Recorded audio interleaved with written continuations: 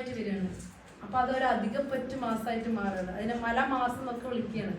അപ്പോൾ അന്നൊക്കെ പറഞ്ഞ മാസങ്ങളും ദിവസങ്ങളൊക്കെ വ്യക്തിരൂപങ്ങളാണ്, അതൊക്കെ ബോധമുള്ളവരാണ്. അപ്പൊ ഈ മാസത്തിന് ആരും ഒരു അപശകുനമായിട്ട് ഇങ്ങനെ കണ്ടത്, ഒരു മലമാസമായിട്ട് തൊടാൻ പറ്റാത്ത അറപ്പായിട്ടൊക്കെ കണ്ടു. ഈ മാസത്തിന് ഭയങ്കര സങ്കടമായി. ഈ മാസം വിഷ്ണുവിൻ്റെ അടുത്ത് വന്ന് പ്രാർത്ഥിക്കുകയാണ്, അല്ലയോ വിഷ്ണു ഭഗവാൻ, എന്നെ എല്ലാവരും ഇങ്ങനെ മോശമായിട്ട് കാണും അല്ലേ, എന്നെ രക്ഷിച്ചാലും എനിക്ക് എൻ്റെ ഈ മോശപ്പെട്ട അവസ്ഥയിൽ നിന്ന് എന്നെ രക്ഷിക്കൂ എന്ന് പറയും. അപ്പൊ ഭഗവാൻ എന്ത് ചെയ്യുന്നു വെച്ച് കഴിഞ്ഞാൽ, വിഷ്ണു ഭഗവാൻ നോക്കണം, വിഷ്ണുമൂർത്തി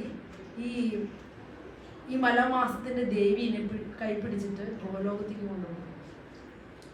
വൈകുണ്ഠങ്ങളെല്ലാം താണ്ടി ഗോലോക വൃന്ദാവനത്തിലെ പരമപുരുഷോത്തമനായിട്ട് കൃഷ്ണ ഭഗവാന്റെ അടുത്തേക്കാണ് കൊണ്ടുപോകുക, ഈ ദേവിയുടെ വിഷമം മാറ്റാനായിട്ട്. അപ്പോൾ ഒരുപാട് കോടിക്കണക്കിന് വിഷ്ണുമാരുണ്ട്. ആ വിഷ്ണുമാരുടെ എല്ലാം ഉറവിടമാണ് കൃഷ്ണ ഭഗവാൻ. ആ കൃഷ്ണ ഭഗവാന്റെ അടുത്തേക്കാണ് ഇദ്ദേഹത്തിനെ പിടിച്ചു കൊണ്ടുപോകുന്നത്. അപ്പോൾ വിഷ്ണു കൃഷ്ണ ഭഗവാനെ കണ്ടതും പ്രാർത്ഥിച്ച് സങ്കടം കൊണ്ട് മയങ്ങി വീഴും ഈ ദേവി. അപ്പോൾ ഭഗവാൻ എണീപ്പിക്കും. എന്താ സങ്കടം ചോദിക്കുമ്പോൾ വിഷ്ണു കാര്യങ്ങളെല്ലാം പറയും. അപ്പൊ പറയും, നീ ഇവിടെ വന്നു പെട്ടല്ലോ എൻ്റെ അടുത്ത്, ഇനി ഞാൻ തന്നെയായിരിക്കും നീന്ന്. അതായത് നിന്റെ മാസത്തിന് എൻ്റെ എല്ലാ ഗുണവും ഉണ്ടാവും. അതുകൊണ്ട് തന്നെ ഈ മാസത്തിന് പേര് പുരുഷോത്തമ മാസം.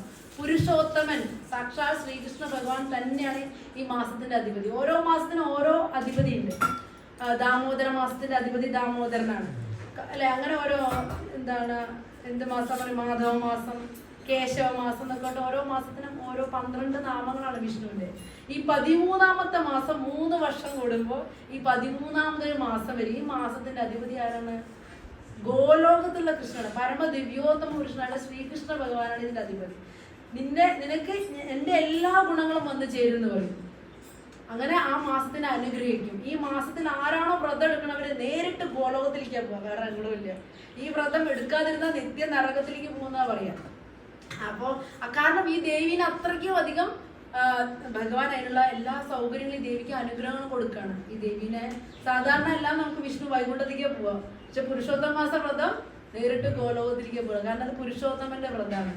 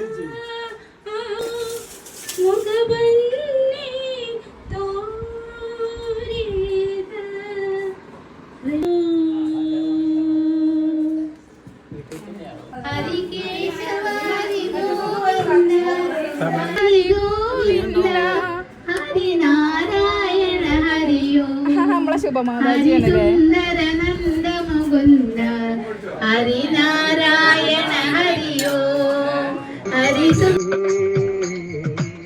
Hare Krishna, Krishna Krishna Hare Hare, Hare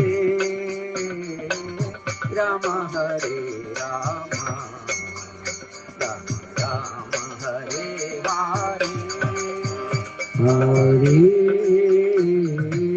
Krishna Hare Krishna.